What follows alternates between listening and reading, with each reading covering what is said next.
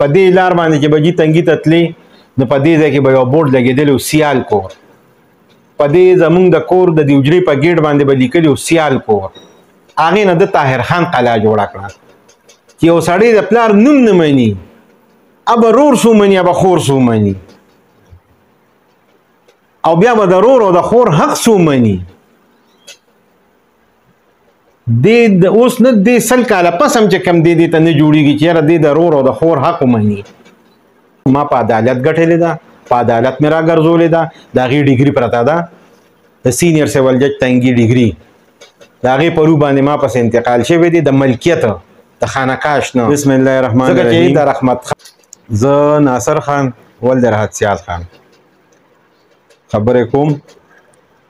د پرنس کانفرنس ما دې بابت کې راوغوښته چې زما د ورور ډېر زیات پرنس کانفرنس یې وکړی او دې بار بار لکه زه به دا ووایم چې ډېر غلط بیانۍ نه کار اخلي. څومره خبرې چې دي ټوله غلط بیاني ده. د هغې وضاحت به ورته زه نن په دې کې کلیر کړم انشاءالله. خبره دا ده جي دی وایي چې دلته کې زما دومره جایداد دی، زما دومره. زه دا خبره کوم چې د ده دومره شو نو دا مونږ رونه خویندې پکې نور دا 4 خویندې او یو ورور دا چېرته لاړله. ځکه چې زمونږ چې کم دلته کې د پلار وراثت دی هغه لا په ځای پروت دی. په هغې کې نه خویندو خرڅ کړی دی نه بل چا. د آلریډي چې کم دی په دې کې سر کې په غني باندې مې یو 2 کناله ځای خرڅ کړی دی. د هغې نه باوجود دی بیا وایي چې زما 55 کناله او 55 کناله د ده نه کمیږي. دی پکې خرڅ هم کوي، دی پکې پرېښودل هم کوي، د ده پکې کور هم دی او د هغې نه باوجود هم دا 55 کنال نه کمیږي. او ما چې کومه د 2 ترونو د یو ترور نه بیه کړې ده نو هغې کې دی ما ته وایي چې یاره ته ماله په هغې کې میسه راکړه. د پلار وراثت د سره دی نه مني. نو موږ دا سوال دته کوو چې ته دا ثابته کړه چې یاره دا رونه خویندې زما نه دي، د دې راحت سیال بچي نه دي. نو موږ به دا شی ته په هسې خوشي پرېږدو. دې چې ځای خرڅ کله په غني باندې نو دې کې هېڅ چا نه ما نه خویندو هېڅ چا هېڅ مداخلت ونه کړ. دې او چې کله ما خرڅ وکړ، ما په داود خرڅ وکړ، داود په دې کسانو باندې خرڅ وکړ، نو دې راځي خپل قسم حربې استعمالي د دې د هړپ کولو چې دام زه هړپ کړم. نو دی وی چې زه تنبو والم او دا کور حجرم پرېږدم او لاړ شم چېرته په تنبو کې کښېنم. نو زه درته وایم چې ته تنبو ماله مونږ له تنبو واله چې مونږ لاړ شو چېرته په تنبو کې کښېنو، ځکه چې مونږ د دې مور پلار اولاد نه وي، صرف دا یو دې وګوري او دې خلکو ته دا ووایي او مونږ ته دا ثابته کړي چې تاسو د دې مور پلار بچي نه یې. نو بس ټیک ده، خویندې به یې ورته پرېږدي او مونږ به یې ورته پرېږدو. دا خو جي دا وضاحت کول غواړم چې دا د وخت سره نه لکه اوسه پورې دا الفاظ ما د بابت کې نه استعمالول، خو دا زیاتي خور دی. د زما په بابت کې هر ځای کې چې کم دی زما نوم غلط استعمالول او دا دی او پلان کې دی او ډنګرې دی. زما مشر دی، زما رور دی. زه دته اوس هم وایم چې راځه کښېنه د پلار په وراثت کې چې د څه کېږي په 2 سترګو به یې درته جدا کړو، ښه په رضا سلا به یې درله درکړو او موږ له زموږ شی راکړه. نه ستا نه الو مه زموږ نه اله. که ته راځې او زما بچي خوارې او زما د بچو په حلق کې ګوتې منډې، بس صرف دا یو ټکې کوم چې ثابته کړه چې یاره دا ناصر او د ده دا خویندې دا د راحت سیال بچي نه دي، موږ به تا ته هر څه پرېږدو. بلکل جي ما چې کومه ځمکه خرڅه کړې د هغې انتقال، د هغې سرکاري تقسیم چې کوم شوی دی، د هغې چې کوم دی قبضه جي دا تقریبا زما د والد صاحب د مرګ نه وروستو د دې غونډه قبضه ما پسې را روانه. زما والد صاحب په 97 کې وفات شوی دی، 98 کې. د هغې نه دې خواته دا غونډه قبضه ما پسې را روانه ده. دې کې چې کوم کرایداران دي دا زما دي. په دې کې چې کوم انکوایري شوې ده هغه انکوایري په رو باندې دا ثابته شوې ده چې دا قبضه، دا ځای، دا انتقال، دا ملکیت دا زما دی.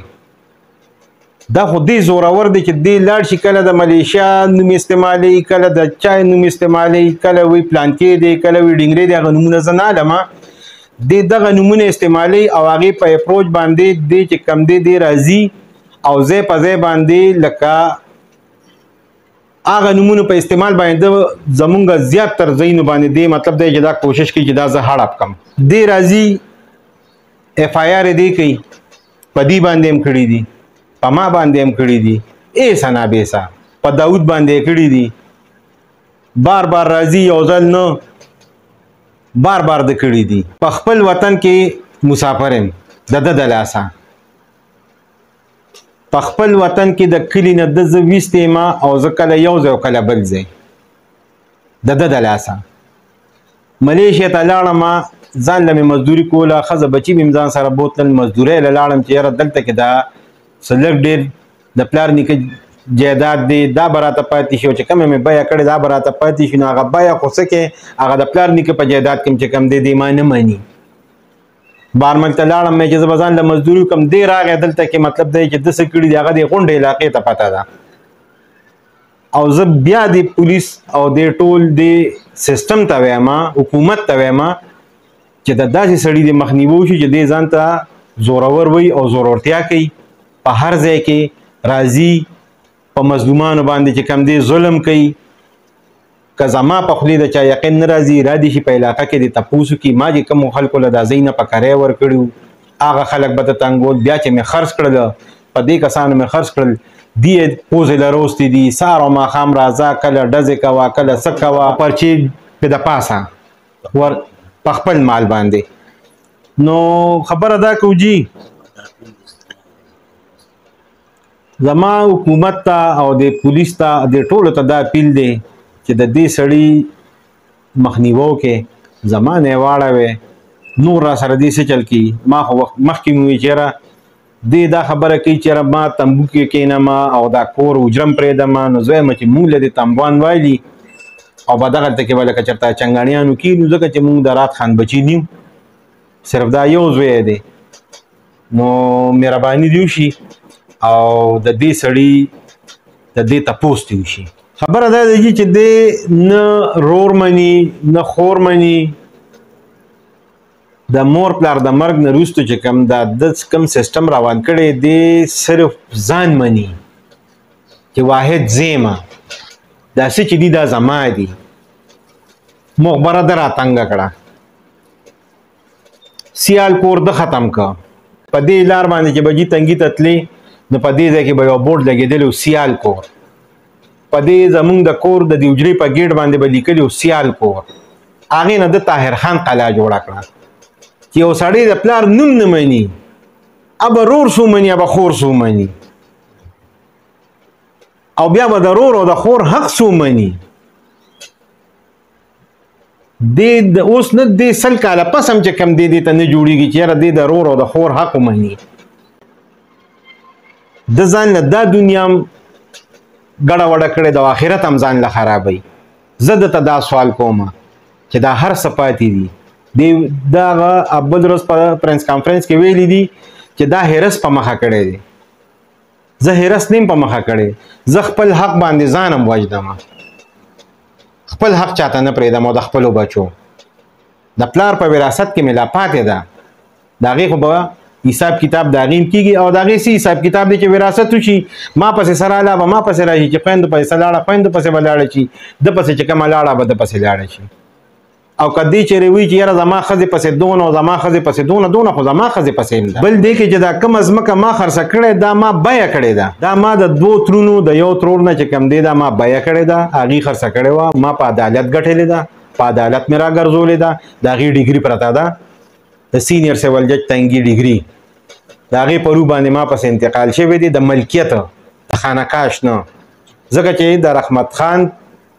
3 زامن او یوه لور وه دا چې په هغې باندې تقسیم شي نو په هغې کې چې د 2 زامنو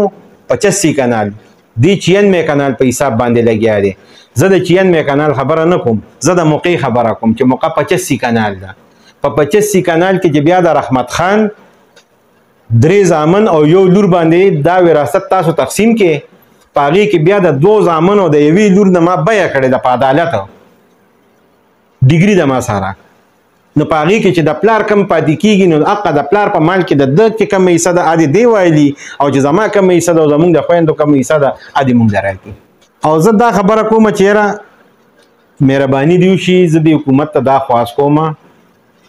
چې زمونږ دا تورسري دي دې ته دې د دې حق ورکړی شي ما چې کوم حق دی مال دې زما حق راکړی شي. خویندو ته په دې کې لوټ هم نه ده میلاو بیخي څه نه دي میلاو هېڅ شی نه دی میلاو. د چې کوم دی هر څه هړپ کړي دي